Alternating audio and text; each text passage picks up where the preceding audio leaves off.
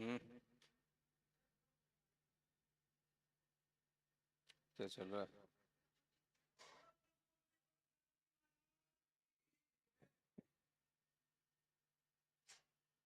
ओम नमः सिद्धेभ्यः।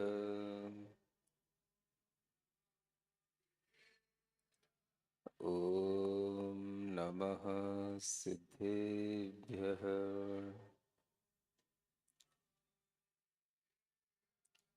ओम नमः सिद्धेभ्यः।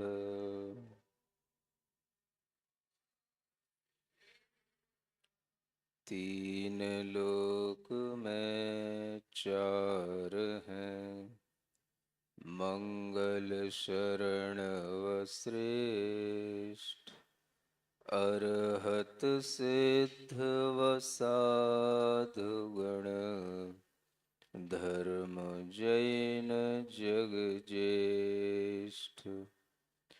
तीर्थंकर जिन देव की, जिन वाणी को ध्याय।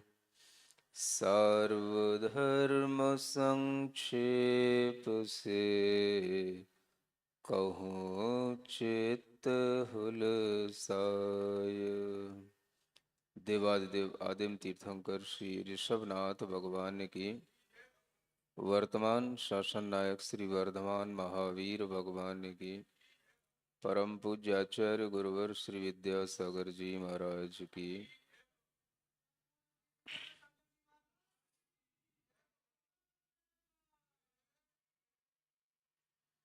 नई छेड़ाला का द्वितीय ढाल का प्रसंग चल रहा है, जिसमें सम्यक दर्शन के 8 अंगों का वर्णन 8 प्रकार के विचित्र उदाहरणों के माध्यम से आपके सामने रखा जा रहा है। जब हम किसी बात को समझना चाहते हैं तो उसके लिए उस चरित्र नायक का हमारे सामने होना बहुत जरूरी होता है। किसी भी गुण को समझना चाहते हैं तो उस गुण को अपनाने वाले व्यक्ति का उदाहरण हमारे सामने होना जरूरी होता है। इसी बात को ध्यान में रखकर आचार्यों ने प्रत्येक अंग के एक एक उदाहरण आपके समक्ष दिए, और अभी अमूढ़ दृष्टि अंग का वर्णन चल रहा है, जिसमें रेवती रानी का नाम प्रमुखता से आचार्य समंत भद्र महाराज के द्वारा लिया गया है। सम्यक दर्शन को बनाए रखना अपने आत्म धर्म को बनाए रखना है, और उस सम्यक दर्शन के गुणों को, अंगों को प्रतिदिन स्मरण करना कि मनुष्य जन्म में मुझे यह धर्म भाव प्राप्त होवे तो निशंकित अंग भी विचार करने योग्य है, निकांक्षित अंग भी विचार करने योग्य है, निर्विचिकित्सा अंग भी विचार करने योग्य है, और अमूढ़ दृष्टि अंग भी विचार करने योग्य है। अमूढ़ दृष्टि का अर्थ आपसे पहले भी कहा था कि सम्यक दृष्टि जीव कभी भी सम्यक ज्ञान से जो चीज उपलब्ध हो जाती है उसके अलावा मिथ्या चीजों में अपना आकर्षण नहीं रखता। सम्यक दृष्टि जीव का ज्ञान जब सम्यक हो जाता है तो फिर वह मिथ्या ज्ञान की ओर नहीं लुढ़कता। यही सम्यक दृष्टि जीव का अमूढ़ दृष्टि अंग कहलाता है। कल आपके लिए एक कथानक सुनाया जा रहा था जिसमें रेवती रानी का नाम आया था। और वह रेवती रानी के लिए बहुत दूर से दक्षिण भारत से गुप्ताचार्य मुनि महाराज ने आशीर्वाद भेजा था, धर्म वृद्धि के लिए आशीर्वाद दिया था। और वह आशीर्वाद प्राप्त करके वह रेवती रानी बड़ी प्रसन्न हुई थी। आपके लिए यह सोचना है कि मुनि महाराज का आशीर्वाद हम दूर रहकर के भी प्राप्त कर सकते हैं, और वह आशीर्वाद जब आपको प्राप्त हो तो आपको भी वैसी प्रसन्नता होनी चाहिए जैसी रेवती रानी को हुई। आजकल बहुत से लोग समक्ष भी होते हैं और बहुत से लोग परोक्ष भी होते हैं। परोक्ष रहकर के भी बहुत लोग बहुत कुछ सीखते हैं, सुनते हैं, और कभी कभी तो कोई कार्यक्रम यहाँ पर होते हैं तो उनसे भी जुड़े रहते हैं और ये भावना रखते हैं कि हम भी इन कार्यक्रमों में भले ही प्रत्यक्ष रूप से शामिल न हो पाए लेकिन परोक्ष रूप से भी हम अपना मनोभाव पहुंचा देते हैं।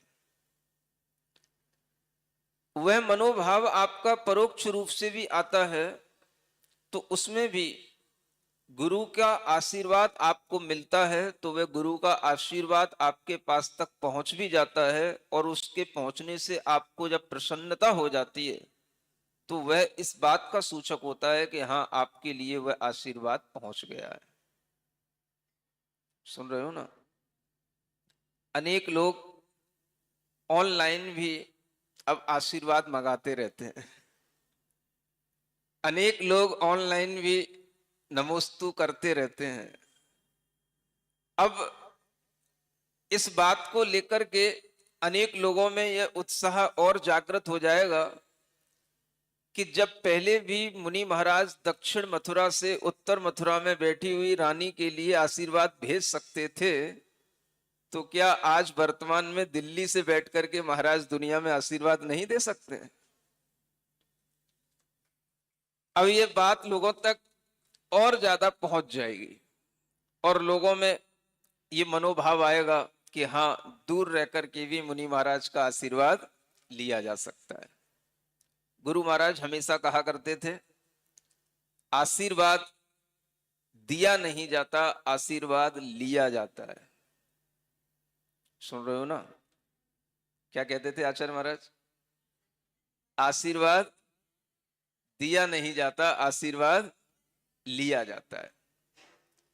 आपको आशीर्वाद लेना है तो आप आशीर्वाद किसी भी तरह से ले सकते हो, घर बैठे भी ले सकते हो। यहां पर जो भी कार्यक्रम हो रहे हैं, आप उन कार्यक्रमों में उपस्थित ना भी हो पाओ तो भी ऑनलाइन सूचित करके आप आशीर्वाद ले सकते हो। आपको आशीर्वाद लेना आना चाहिए।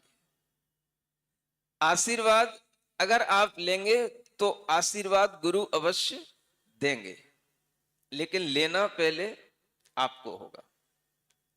मान लो आने वाला रक्षाबंधन पर्व है, उस रक्षाबंधन पर्व पर अनेक लोग चाहेंगे कि हम भी आएं, शिखर जी की यात्रा भी करें, श्रेयांसनाथ भगवान का लाडू भी चढ़ाएं, अर्घ भी चढ़ाएं, और मुनि महाराज की पिच्छी में भी आपको एक रक्षा सूत्र बांधने का आपको एक बहुत बड़ा सौभाग्य भी मिलेगा। वो पिच्छी भी एक अलग ढंग की बनाई जाएगी। ये पिच्छी तो छोटी पड़ जाएगी, तो एक अलग पिच्छी बनेगी जिसमें सब लोग अच्छे ढंग से रक्षा सूत्र बांध सके।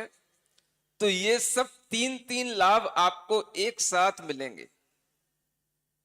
अब जो यहां सामने होंगे वो तो ले ही लेंगे, लेकिन जो दूर दराज हैं, कोई लोग ऐसे हैं जो अभी आकर के गए हैं, तुरंत फिर से नहीं आ पाते हैं, नहीं आ सकते हैं, तो उनके लिए भी ऑनलाइन ये लाभ मिलने की व्यवस्था समाज ने कर रखी है और उनको भी ये लाभ मिलना चाहिए। दूर से भी आप वह जो 700 मुनि महाराज हैं उनके अर्घ बैठकर के आप अपने घर से भी चढ़ा सकते हैं। यहीं सम्मित शिखर पर आकर के आपके वह नाम का उद्घोषण करके उस अर्घ को आप अपने ही स्थान पर बैठ करके ऑनलाइन सुविधा से भी चढ़ा सकते हैं। और आशीर्वाद तो आपके पास पहुंच ही जाएगा। जब आप आशीर्वाद मांगेंगे तो आशीर्वाद भी अपने आप पहुंच ही जाएगा। ये सब व्यवस्थाएं अगर आज हैं तो हमें लगता है कि ये बुरी नहीं है, और ये प्राचीन व्यवस्थाओं के साथ चलने वाली व्यवस्थाएं हैं।